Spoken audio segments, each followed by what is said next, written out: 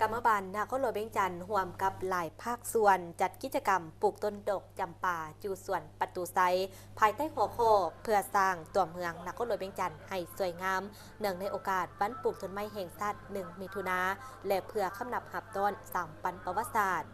สหพันธ์กรรมบาลนครหลวงเวียงจันทร์สหพันธ์กรรมบาลกระทรวงการต่างประเทศสหพันธ์กรรมบาลสถาบันเศรษฐกิจสังคมแห่งชาติร่วมกับศูนย์กลางสหพันธ์กรรมบาลลาวโดยได้รับการสนับสนุนจากธนาคารคำลาว100 ล้านกีบจัดกิจกรรมปลูกต้นไม้ภายใต้หัวข้อ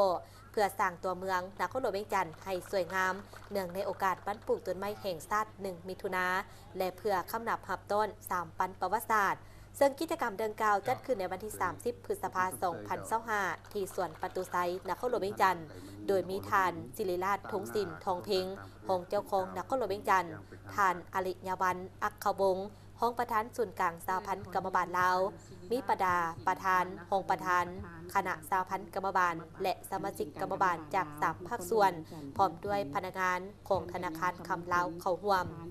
การจัดกิจกรรมในครั้งนี้ได้พร้อมกันปลูกต้นดอกจำปาที่เป็นดอกไม้ประจำชาติของเราหลายกว่า10 ต้นอยู่ส่วนสาธารณะประตูไซที่เป็นสถานที่ท่องเที่ยวสำคัญของเราก็คือของนครหลวงเวียงจันทร์เพื่อเฮ็ดให้สถานที่ดังกล่าวมีความร่มเย็นและมีความสวยงามในเวลาที่ดอกเบ่งบานตามฤดูกาลเพื่อเฮ็ดให้นักท่องเที่ยวทั้งภายในและต่างประเทศในเวลาที่เข้ามาเที่ยวชมสวนประตูไซ